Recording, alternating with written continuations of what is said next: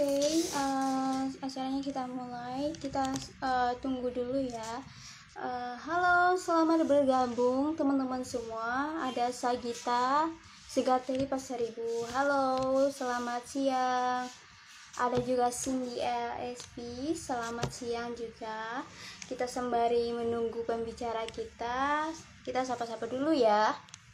Halo, selamat siang semuanya teman-teman.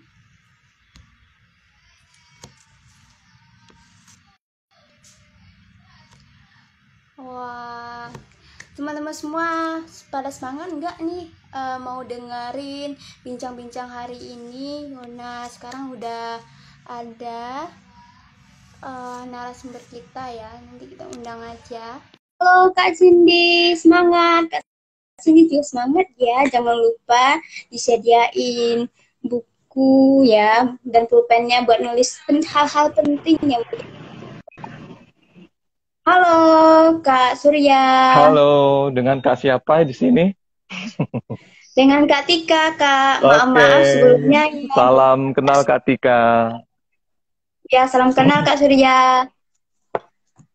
Oke, teman-teman semua, kebetulan banget pada siang hari ini. Selamat pagi. Semua perkenalkan nama saya Tika Putri Fezi, biasa dipanggil Tika, dan nanti kesimpulannya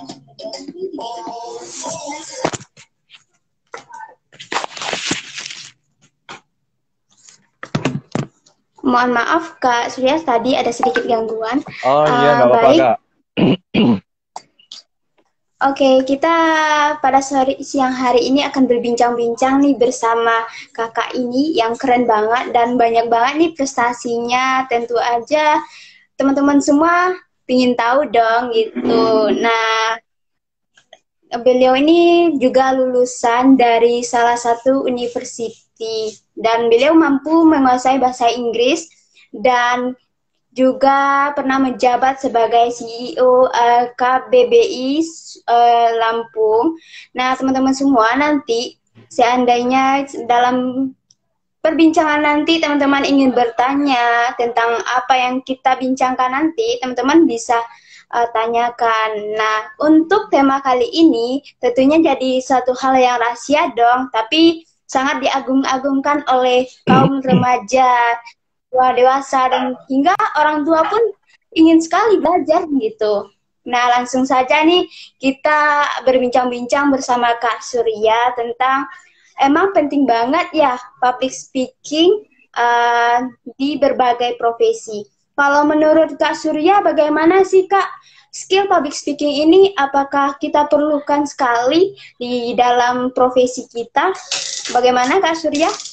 Oke, berbicara mengenai public speaking ya, bahwasannya dunia saat ini ada beberapa skill, kalau saya katakan yang patut kita kuasai di era digital. Salah satunya pastinya itu public speaking seperti ini. Jadi dunia public speaking itu banyak, Kak Tika ya. Jadi dunia public speaking itu tidak hanya berputar-putar mengenai suara yang dikeluarkan saat kita berbicara di depan audiens. Tetapi kan pada saat ini kan orang sudah mengenal public speaking itu dijadikan sebagai seni. Seninya itu dia mau lari kemana dulu nih? Apakah dia ingin menjadi seorang MC? Apakah dia ingin menjadi seorang penyiar radio? Apakah dia ingin menjadi seorang content creator? Apakah dia ingin menjadi seorang YouTuber? Nah, semuanya semuanya ada pilihan di tangan kita. Kita minat passionnya yang mana? Nah, itulah yang kita jalani. Jadi, dikatakan apakah skill itu sangat berguna dan penting, yang pastinya di era digital saat ini pastinya tidak akan lepas namanya skill-skill seperti itu harus kita kuasai, bukan lagi harus kita, tapi sudah menjadi kebutuhan di saat kita kali ini. Contoh, kita dalam live IG stream ini saja sudah menjadi kebutuhan kita, bahwasannya berbicara di depan kamera, dengan berbicara dengan teman, berbicara dengan guru, semuanya memiliki bagian-bagiannya tersendiri. Pastinya itu berguna sekali skill yang harus kita gunakan. Jadi, bagaimana langkah kita ke depan? Ya kita tentukan. Kita punya rencana. Rencananya itu seperti apa? Apakah kita ingin menjadi seorang penyiar radio atau siapa? Semuanya itu tercover dalam dunia public speaking. Apakah kita ingin menjadi seorang motivator? Itu juga ada dalam dunia public speaking. Contoh, saya juga sedang menggeluti yaitu namanya voice over talent. Dari mana dulu sebagai pengalaman seorang penyiar radio, akhirnya saya geluti voice over talent itu. Alhamdulillah akhirnya alhasil sedikit demi sedikit, meskipun saya bukan seorang yang profesional, tapi saya mendapatkan ilmu-ilmunya di komunitas lain, di berbagai kegiatan lain. Nah, seperti itu Kak Tika ya. Oh iya Kak Surya, benar banget karena public speaking itu sangat berguna dan mempengaruhi ini kualitas diri kita saat kita Betul. terjun ke lapangan gitu.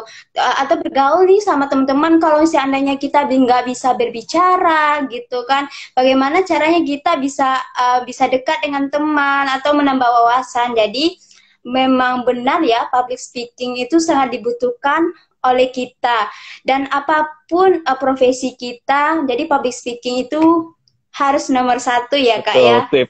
Nah, satu lagi nih Kak, karena banyak nih kaum muda yang ingin sekali belajar public speaking dan mereka nggak tahu nih Kak cara mereka dari mana atau mulai belajar public speaking itu dari mana. Nah jadi Kak Surya bisa nggak bagi tipsnya buat kita, langkah-langkahnya untuk kita belajar public speaking ini dari mana gitu Kak, supaya kita semua bisa belajar gitu Kak. Oke, luar biasa sekali, mantep Kak ya. Untuk ketika pertanyaannya, ada banyak tips-tips atau trik yang pastinya kita pelajari, apapun bidangnya, apapun skillnya, itu pasti akan kita gunakan yang namanya trik.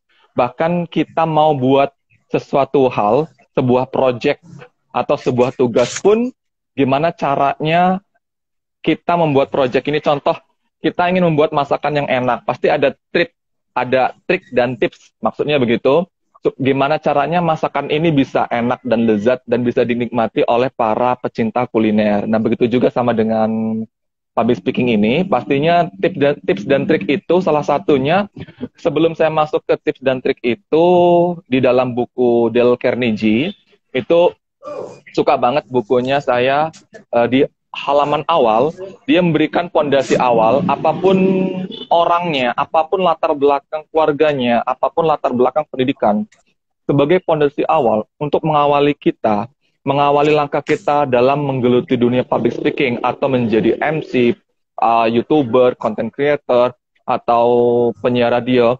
Mereka pun mengawali dirinya, apakah dia menggunakan pertanyaan, apakah saya pantas? Apakah saya bisa? Pasti harus bisa. Nah, kalau dalam buku Dale Carnegie ini, di bab 1 menggunakan namanya fondasinya itu yang paling saya suka, dia bagaimana caranya meningkatkan keberanian dan kepercayaan dirinya. Nah, di sini saya paling suka, karena di buku ini, Dale Carnegie, seorang penulis dan dosen terkenal, dia pun bisa memaparkan paparannya, bisa memberikan penyampaiannya di depan audiens dengan sangat detail, bahwasannya seorang pembicara itu dari siapapun dia, apapun profesinya, kalau dia sudah terjun dalam dunia public speaking atau berhadapan langsung dengan pendengar. Karena gini, Katika ya, siapapun orangnya, semua bisa bicara. Tapi kita bedakan orang yang pintar bicara dengan bicara pintar. Nah, seperti itu Kak ya. Jadi terkadang kan banyak orang yang bisa ngobrol atau berbicara apapun dengan gaya dan triknya masing-masing. Tapi kita lihat, orang itu apakah sudah mempunyai bekal yang cukup, pengalaman yang cukup. Nah, satu di sini saya kasih untuk tips dan triknya, pasti strateginya bagaimana. Kalau ngomongin masalah soal strategi, tipsnya pastinya banyak untuk kalangan anak muda atau yang ingin mengawali sebagai content creator, sebagai YouTuber, boleh-boleh saja. Asalkan punya budget yang cukup, kemudian punya modal rasa kepercayaan diri yang cukup untuk mengawali sebuah langkahnya. Nah, tips yang pertama itu bagaimana dia meniatkan dari dalam diri dia. Ibarat kata willingness dia, apakah dia sudah punya keinginan untuk melangkah maju. Karena begini Kak, seseorang berbicara itu kita tidak bisa mengandalkan bahwasannya kita hanya dengan modal kata-kata, modal bahasa yang kita sampaikan. Tapi seorang berbicara, seperti Najwa Shihab, seperti kemudian Helmi Yahya, kemudian Choky Sitohang, mereka pun sudah punya basic foundation, dasar-dasar sebelum mereka tampil. Nah, penampilan mereka itu apa yang melatar belakangnya? Pengalaman. Yang pertama tadi itu dia willingness, keinginan, kemudian yang kedua itu pengalaman, experience dia. Experience ini terbagi lagi atau cakupannya seperti ini, Kak Tika, sebagai diri kita ini mempunyai jam terbang seberapa jauh.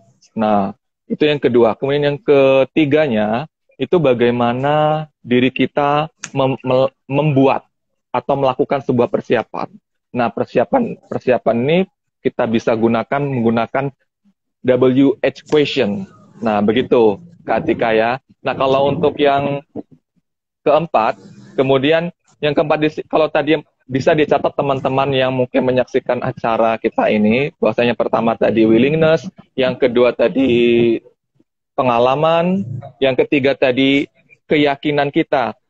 Kemudian yang keempat ini persiapan. Nah, persiapan ini bisa kita katakan bahwasanya apakah kita sudah bisa mempersiapkan semuanya, karena kalau tanpa persiapan semuanya akan hanya sia-sia. Nah, begitu Kak Tika ya. Kalau untuk tips-tips yang lain pastinya ada banyak, saya kasihkan sampai 20 lebih. Tapi karena berhubung kita mungkin waktu dari Kak Tika terbatas, yang pastinya 4 modal dasar itu dulu yang pastikan ada di dalam diri kita.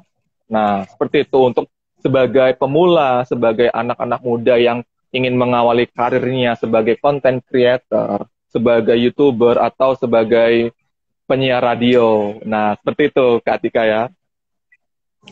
Oh iya Kak, wah sangat bagus sekali nih, tripnya sangat bermanfaat nih buat kita para kaum muda yang ingin mengasah terus skill public speakingnya. Nah, jadi dari beberapa tipsnya yang dikasih sama Kak Surya tadi, ada nih sedikit pertanyaan lagi nih Kak. Oh Itu iya, silakan Kak.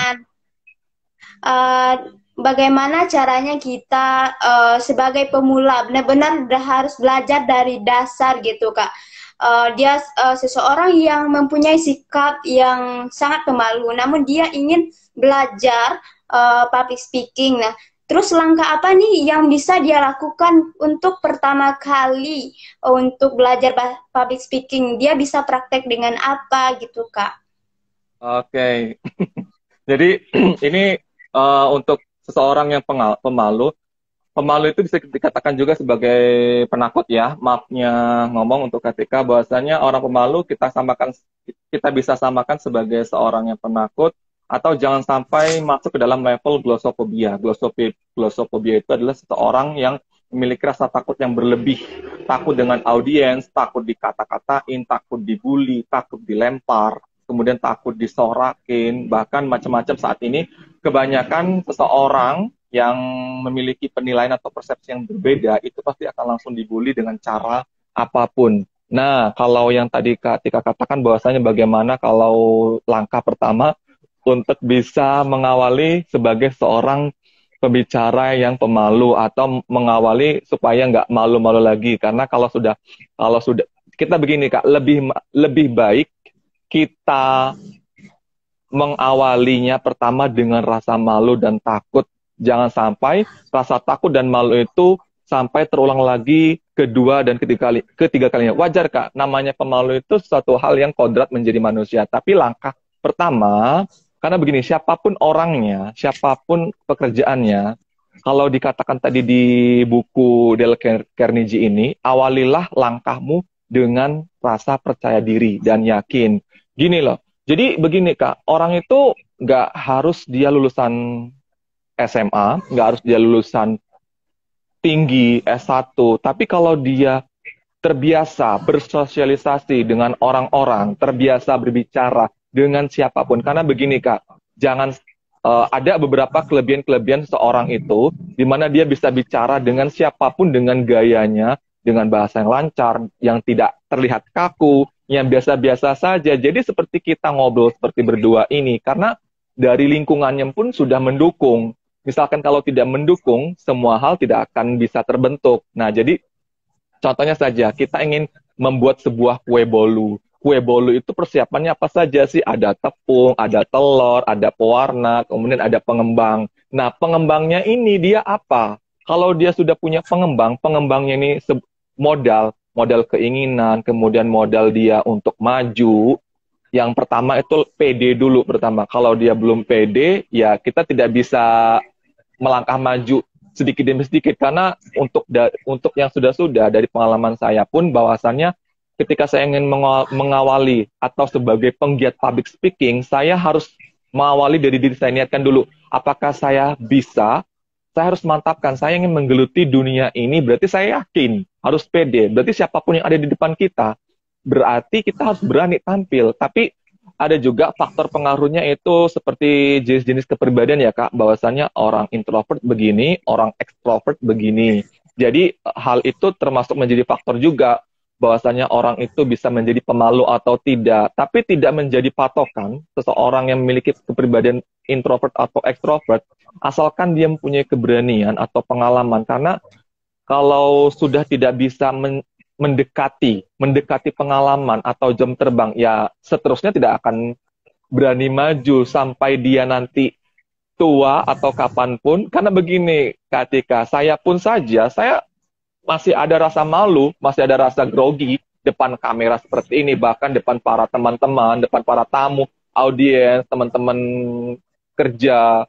Tapi kalau kita sudah yakin, pede, nggak ada yang salah. Mereka mau menilai kita dengan cara apapun, menilai kita baik dan buruknya, kita terima saja. Nikmati saja mereka, apa yang mereka sampaikan. Kita terima, semua itu akan menjadi penilaian mereka. Oh, seterusnya saya akan terus lebih bisa, lebih maju. Jangan sampai apa yang sudah dikasih ke kita atas penilaian mereka, itu bisa mengubah semuanya. Jangan sampai kita down. Jadi ada ibarat kata pepatah, begini ya ketika jikalau kita dibenci atau dibully, janganlah kita down.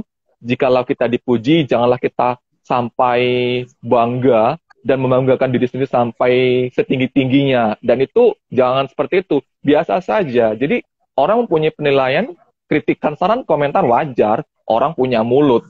Nah, begitu Kak. Jadi kalau ingin mengawali mengawali sebagai seorang pembicara, nah contohnya saja, saya mengawali diri saya untuk menggiatkan diri saya tekun dalam dunia public speaking, seperti inilah contohnya. Kita mengawali dalam live streaming IG, ini sebagai contoh, mengawali diri kita untuk praktek, terjun, ya kan, secara live, online. Nah, ini contoh kita. Tapi kalau masih malu-malu, aduh saya nanti mau ngomong apa ya? Nah, itu semua faktor pengalaman juga kan, Kak. Faktor pengalaman dan lingkungan. Jangan sampai lingkungan, meskipun lingkungan kita tidak mendukung, jangan sampai kita tidak mendukung diri kita, yaitu percuma. Nah, di sini posisinya hujan loh, Kak Tika. Agak gerimis, jangan sampai hujan, jangan sampai hujan deras ya. Mudah-mudahan cuacanya masih mendukung seperti ini. Meskipun seperti ini, mudah-mudahan saya berharap, berdoa, acara kita selesai sampai dengan waktunya. Nah, ini sebuah praktek. Waduh, terkadang perasaan juga, mood juga membawa dampak, Kak, untuk kita menjadi seorang pemalu, pemalu atau pemberani. Nah, tapi jangan sampai keadaan-keadaan di sekeliling kita, contoh, tadi saya ada anak-anak, ada ini tetangga melihat gitu, tapi pede aja, saya bodo amat, mereka punya penilaian tersendiri, silahkan gitu. Nah, jadi begitu. Kayak jadi ada waktunya, ada masanya kita memiliki sikap bodo amat. Itu ada seseorang filosofi mengatakan bahwasanya menjadi seorang yang bodo amat tidak akan membuat diri kita terkekang. Jadi bebas. Kita mau mengutarakan apapun, mau berbicara apapun, just to the point gitu kan. We can get the freedom everywhere, anytime gitu. Begitu Kak Tika ya. Iya, iya, benar banget itu Kak. Jadi kunci utamanya ya kita ada niat nih untuk belajar bagi teman-teman Iya, kita yang pemalu gitu. Kalau memang tidak ada niat, maka sesuatu hal yang kita lakukan itu tidak akan berhasil, hanya betul, sia-sia waktu yang kita gunakan gitu kan Kak. Nah, betul. sebelumnya ini teman-teman yang hadir, yang bergabung di live ini, yang ingin bertanya tentang public speaking, silakan diajukan di kolom pertanyaan ya, biar kita tanyakan langsung kepada narasumber kita. Begini Kak Surya, Iya. salah satu kita dalam public speaking, hal pertama ini yang memicu kita, maksudnya hal pertama yang memicu kita jatuh atau down itu kan mulai dari cemoohan atau bulian dari teman-teman kita. Oh, ngapain dia seperti itu? Emang apa untungnya? Nah, Kak Surya bisa jelaskan kepada kita atau kasih tahu nih kita apa sih penting sangat public speaking ini untuk kita? Karena memang tidak harus punya profesi yang tinggi untuk public Iya, speaking. Dari kecil aja kita harus belajar nih public speaking, harus betul bisa betul banget. bergaul Mm-mm. dengan kita gitu. Karena semakinnya berubahnya zaman, maka kita harus semakin pintar gitu. Nah, Kakak Surya tadi juga bahas tentang bagaimana orang yang pintar ngomong dan bagaimana pintar omong gitu kan. Nah, itu kita juga harus pandai-pandai nih gitu kan. Jadi maksudnya orang yang pandai ngomong dengan orang yang pintar ngomong ini bagaimana Kak? Bisakah sedikit Kakak contohkan ke kita gitu? Oke, jadi bahwasannya tadi lupa saya tambahkan kayak pondasi awalnya bahwasannya untuk oke, kita kembali sebentar ke judul. Emang penting ya public speaking untuk berbagai profesi. Kalau saya katakan penting banget gitu kan. Karena apa? Siapapun bahkan pejabat tinggi sekalipun, jikalau dari cara bicaranya saja dia memiliki apa susunan katanya tidak rapi atau tidak bagus, tidak enak didengar, buat apa? Jadi siapapun profesinya sebenarnya bahwasannya orang akan bisa lebih segan kepada kita atau bisa bahasa halusnya, bahasa lembutnya, bahasa sopannya orang akan bisa lebih menghargai kita, siapapun kita, asalkan dari cara bicara kita saja sudah bisa diatur, sudah bisa menghargai orang. Jadi kalau ada orang sedang berbicara dan ada seorang pendengar, jadi orang itu mau dia berbicara dengan gaya yang lantang, kasar, kita dengarkan saja dulu. Kita dengarkan pelan-pelan apa yang dia inginkan. Setelah itu kita boleh bicara asalkan tidak memotong pembicaraan orang tersebut. Nah, begitu Kak Tika. Nah, tadi yang Kak Tika katakan bahwasannya ada beberapa orang yang suka bicara, hobi bicara, atau orang yang pintar berbicara dengan pintar bicara dengan bicara pintar. Nah, jadi sebenarnya dua kata ini emang saling berhubungan, saling keterkaitan, di mana orang itu tidak terpaku dari pekerjaan, dari kesehariannya dia sebagai seseorang dengan level atau memiliki pekerjaan yang tinggi. Jadi orang-orang yang pintar, orang yang sok pintar bicara. Jadi bicara pintar dengan pintar bicara. Sebelumnya hal ini judul apa pembahasan seperti ini sudah pernah dibahas tapi belum bisa melebar pada saat seperti ini Kak Tika ya. Jadi orang yang pintar bicara dengan bicara pintar. Jadi dari orangnya saja pun kita bisa lihat contoh. Kita nggak pernah melihat orang ini berbicara, tapi sekali berbicara, orang ini bisa mengeluarkan kata-kata yang sangat membuat diri kita terpana, membuat diri kita terus ingin memperhatikannya. Kenapa sih? Oh, ternyata orang ini menggunakan kata-kata yang selalu mengajak, selalu sopan, halus, lembut. Jadi selalu membuat pikiran kita itu tenang. Nah, itu orang yang bicara pintar. Nah, jadi misalkan dari kata-katanya pun kosakata itu berarti secara diksinya, kemudian intonasinya, artikulasinya pun jelas. Nah, kemudian orang yang pintar bicara dan bicara pintar. Jadi orang yang pintar bicara itu jadi kadang ada beberapa orang yang selalu kalau bahasa kasarnya mungkin ketika pernah dengar nggak kata ceplas-ceplos. Jadi Sering seperti itu banget aja. itu, Kak. Iya, jadi kita sering dengar orang yang sering ngobrol ceplas-ceplos, tapi kita nggak tahu orang ini sebenarnya tuh kadang di saat di dalam sebuah forum orang yang selalu cerewet, selalu berkomentar, itu kita bisa lihat orang ini kayaknya pinter ya, padahal diri dia tuh nggak tahu apa-apa. Kita ajak bicara dia, tapi aslinya dia ini nggak tahu apa-apa. Nah, itu bisa kita bedakan.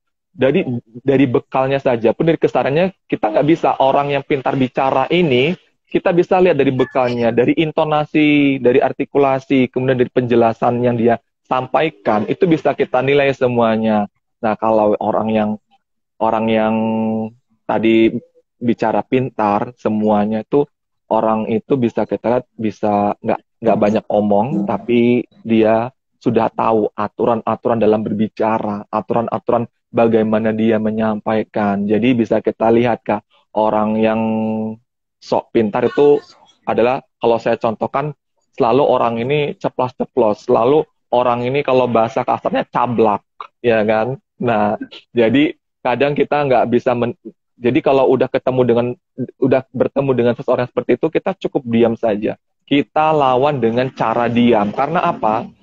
Diam itu dikatakan dalam peribahasa adalah emas, ya kan? Nah, bagaimana kita membentuk karakter bicara kita itu menjadi seorang pendiam. Ingat, seorang pendiam itu bukan berarti nggak bisa bicara, orang yang nggak pintar bicara atau orang yang bicara pintar, tapi bahwasannya orang yang dengan karakteristik, kalau yang sejauh saya perhatikan, orang yang diam itu bisa jadi sesuatu hal yang menjerumuskan atau bisa menjadi seorang yang punya karakter bobot bicaranya itu lebih berat. Nah, jadi dari pengalamannya, kalau kita kenal dengan orang ini, orang yang bicara pintar, dia sudah punya bekal, pengalaman. Dia tidak ingin memamerkan bahwasannya kepintarannya dalam berbicara itu seperti orang yang sok tahu, orang yang sok pintar, orang yang selalu menceramai. Nah, tapi terus terang jujur kalau secara pribadi saya paling tidak suka misalkan mendengarkan cerita,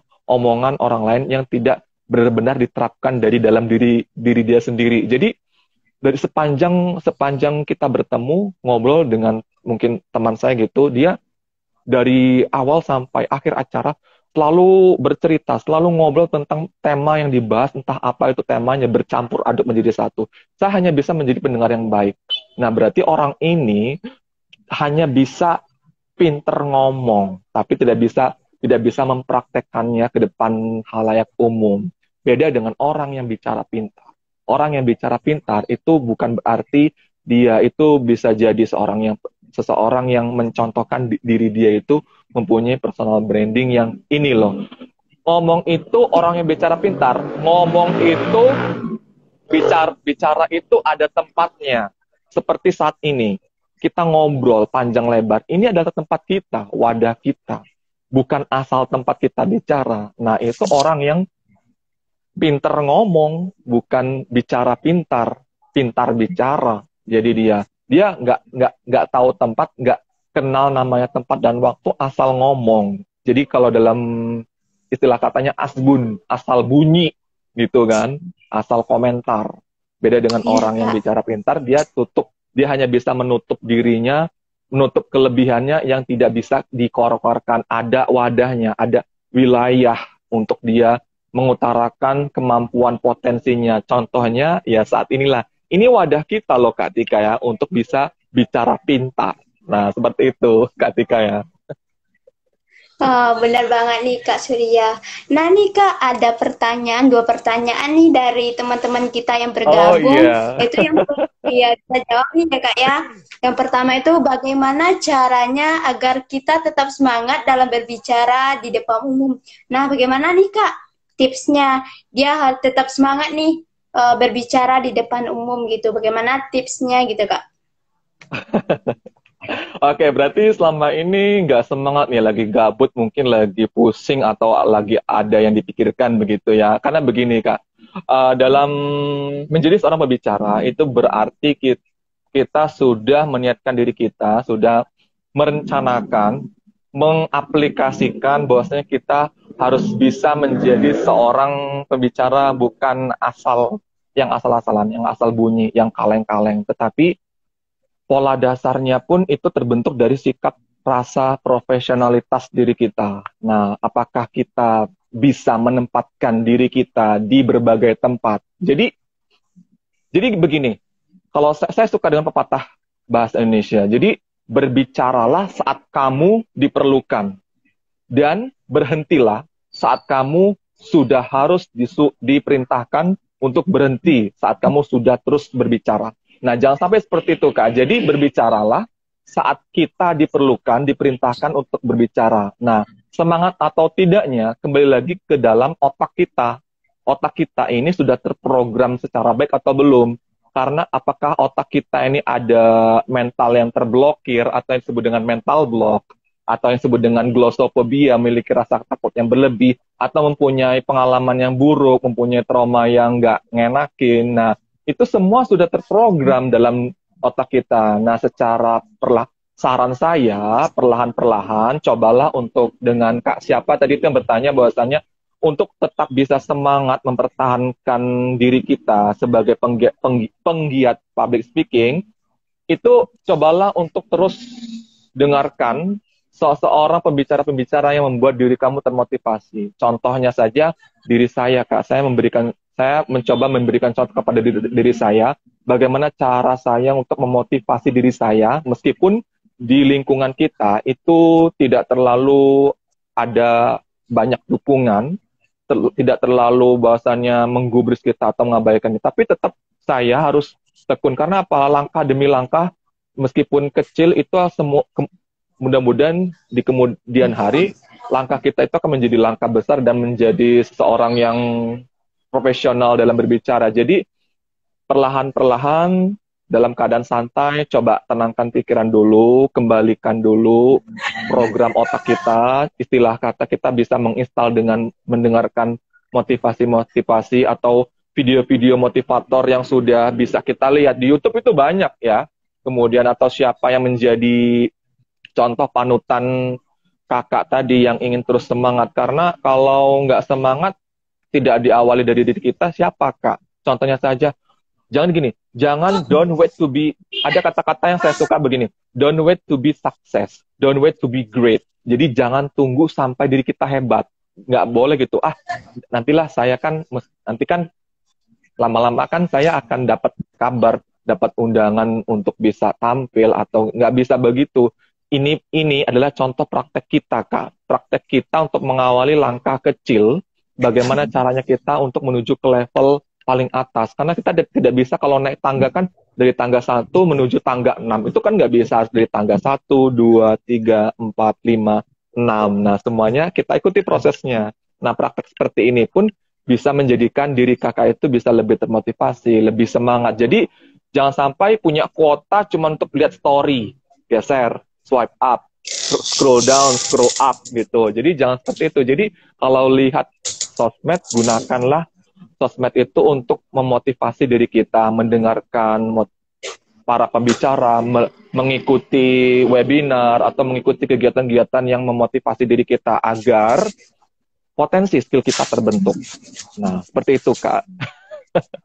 Benar banget nih, Kak. Nah, jadi untuk tetap meningkatkan semangat kita belajar public speaking atau di depan umumnya, kita harus nambah wawasan nih dari media elektronik juga gitu. Betul. Kita harus rajin-rajin bertanya sama orang yang sudah pernah melakukan hal yang lebih dari kita gitu. Jadi jangan malu-malu kita untuk bertanya kepada orang yang sudah pintar atau sudah banyak jobnya gitu kan. Nah, yang sudah berpengalaman, jangan gengsi. Jangan gengsi misalkan umur kita lebih tua daripada dia. Jangan seperti itu.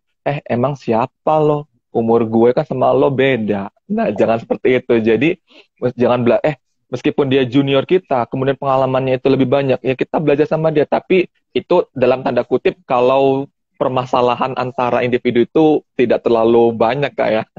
Tapi kalau sudah terlalu banyak atau gimana mungkin udah beda lagi. Tapi kalau saya sih sedikit-sedikit mungkin belajar dengan siapapun itu untuk menambah proses keilmuan. Nah, begitu, Kak Tika. Benar banget, karena belajar itu nggak harus ada patokan umur ya kan, Kak. Benar.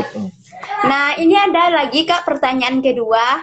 Bagaimana caranya kita mengalahkan rasa takut pada diri kita untuk memulai berbicara, Kak. Terus di mana sekarang sangat dibutuhkan sekali keterampilan berbicara gitu, Kak. Nah, bagaimana tuh, Kak? Oke. Oke, saya kasih sedikit kata-kata kiasan. Ini jadi seorang petinju atau seorang penari balet, ya. Seorang petinju itu bisa dikatakan atau penari balet atau pemain sepatu roda. Nah, seorang pemain sepatu roda. Jadi dia berlatih selama kurang lebih 1 bulan untuk bisa memainkan sepatu rodanya di atas, yang dinamakan ice skating gitu ya. Itu sangat sulit sekali untuk menyimbangkan badannya, menyimbangkan diri dia, dan bisa berjalan, bahkan bisa berlari berputar-putar. Nah, jadi begini Kak, kalau peribahasa yang kita kenalkan udah nggak asing lagi di mata kita, practice makes perfect, gitu ya. Jadi latihan Ya. akan membuat diri kita sempurna. Nah, latihan itu seperti apa saja? Banyak model latihannya. Seseorang itu bisa dikatakan sebagai seorang pembelajar yang aktif bila dikatakan dia ada beberapa ada ada 4 macam seseorang belajar: secara audio, secara visual, secara kinestetik, ya kan? Kemudian, nah, kamu suka yang mana belajarnya? Dan kamu bisa mengenali diri kamu. Kalau diri saya, contohnya, saya lebih suka belajar secara audio. Nah, itu kita bisa berlatih, bisa mendengarkan, atau bisa mengikuti training. Ingat, jangan sayang-sayang kalau punya uang. Nah, jadi gunakan uang itu untuk investasi diri kita. Contoh, kalau kita baca buku ini kan itu secara visual, ya kan? Nah, Ya, Kak. secara visual. Nah, kalau kita tidak suka secara visual, ya kita bisa gunakan audio kita untuk belajar, untuk mengikuti training. Jadi, bisa kita gunakan dua-duanya atau audio visual. Belum lama ini saya mengikuti training itu dengan harga promo. Jadi di dalam training itu kita diberikan namanya program pelatihan cara memprogram otak agar agar rasa takut, rasa grogi itu perlahan demi perlahan hilang. Meskipun ingat, rasa takut itu nggak akan pernah hilang Kak dari dalam diri kita, karena itu sudah menjadi satu kesatuan dalam diri kita dari sejak lahir. Sudah sejak awal kita menjadi manusia pun itu semua yang tersusun di dalam otak kita tuh sudah ada semua rasa-rasa yang akan muncul menjadi manusia. Tapi sekarang tergantung dari kita untuk meminimalisir perasaan takut itu dengan cara ikut pelatihan, ikut training, ya kan? Dengan kakak mengikuti training, pelatihan itu akan membuat diri kita bisa lebih terampil, meskipun tidak bisa menghilangi 100%, tapi kita bisa meminimalisir rasa takut itu dan membuat rasa semangat itu bisa lebih beda, bukan lebih beda, lebih berubah. Itu percaya. Sudah saya buktikan bahwasannya mengikuti pelatihan dan saya praktekkan seperti ini, alhamdulillah, bagaimana caranya saya memprogram otak saya. Jangan sampai rasa takut itu menguasai diri kita. Karena apa? Rasa takut itu kan hanya dalam pikiran kita, hanya ada dalam pikiran bawah sadar, ya. Jadi dalam otak kita ini pikiran bawah sadar dan pikiran secara sadar. Nah, seperti itu. Jadi kalau pikiran bawah sadar itu ada di otak sebelah kanan, bagian kanan, dan pikiran sadar itu ada di bagian otak sebelah kiri. Nah, bagaimana caranya kita mengkolaborasikan mereka berdua ini, jangan sampai pikiran bawah sadar mempengaruhi pikiran sadar kita untuk menjadi seorang pembicara yang penakut, atau bahasa yang ilmiahnya, bahasa medisnya, kedokteran, atau glosofobia. Nah, itu jangan sampai dikuasai seperti itu. Nah, begitu Kak Tika ya. Iya, benar banget. Jadi, untuk menentukan siapa diri kita harus kenali dulu diri kita ini gimana. Nah, setelah kita kenali diri kita itu siapa, lalu kebutuhan apa nih yang bisa membantu diri kita untuk belajar, dan sebagai penyokong gitu kan Kak, untuk kita tetap semangat dan mau belajar gitu Kak. Seperti itulah gambaran dari apa yang disampaikan oleh Kak Surya tadi. Betul sekali. Nggak terasa ya Kak, sudah lewat nih 30 menit. Wah, ya Kak ya. Kok kayak sebentar sekali ya, cepet banget ya. Iya. Iya, tapi Rasanya mungkin luar kalau biasa. yang mungkin kalau audiensnya wah lagi gitu. Nah, itu gampang ya untuk teman-teman para pendengar audiens yang sedang menyaksikan live streaming pada hari ini di KBBI Sumatera Barat khususnya. Teman-teman bisa boleh add KBBI Sumatera atau boleh ingin curhat atau ngobrol secara mendalam mengenai public speaking itu ada di live, ada di IG Public Speaking Corner. Di situ kita bisa ngobrol bareng dengan saya. Saya juga alumni KBBI ya ketika ya KBBI Lampung. Tapi saya Iya, sudah mengundurkan diri karena saya sudah terlalu banyak aktivitas kegiatan akhirnya mengharuskan saya untuk membangun diri saya secara otodidak dan secara berlatih bagaimana membentuk karakter pribadi saya. Nah, mungkin itu bisa kita ngobrol, boleh add follow di Public Speaking Corner. Nah, seperti itu Kak Tika. bener banget. Dan terima kasih ya Kak Surya udah ngasih kita banyak ilmu pengetahuan Oh mengenai iya, public Kak. speaking. Iya Sama-sama Kak. Kak. Mm-mm. Nah, jadi buat teman-teman nih ya, yang masih muda-muda, jangan takut nih untuk bertanya, menambah wawasan. Jangan, karena menuntut ilmu tidak membedakan usia gitu. Berapapun usianya, kita tetap bisa belajar gitu. Nah, kenapa? Karena public speaking adalah satu hal yang sangat dibutuhkan di dunia nyata, karena kalau misalnya kita tidak bisa berbicara atau tidak pandai bergaul sama sesama rekan atau teman-teman sekerja kita, maka tidak akan terbentuk nih kerjasama gitu. Jadi kita harus pandai-pandai untuk berbicara gitu. Dan tips yang dikasih oleh Kak Surya tadi, Tika bacakan lagi nih buat teman-teman yang masih penasaran, yang baru gabung, atau yang tadi kelupaan gitu. Jadi ada 4 tips yang dikasih oleh Kak Surya pada kita, bagaimana kita untuk bisa menjadi public speaking. Yang pertama yaitu ada niat kita, kita harus ada niat untuk belajar. Kalau tidak ada niat, maka tidak akan ada uh, hasilnya gitu. Kedua, kita harus ada punya pengalaman. Nah, pengalaman ini kita harus cari, kita sendiri yang cari. Tidak akan ada pengalaman itu menghampiri kita kalau tidak kita yang mencari. Lalu yang ketiga, bagaimananya kita membentuk atau melakukan persiapan gitu.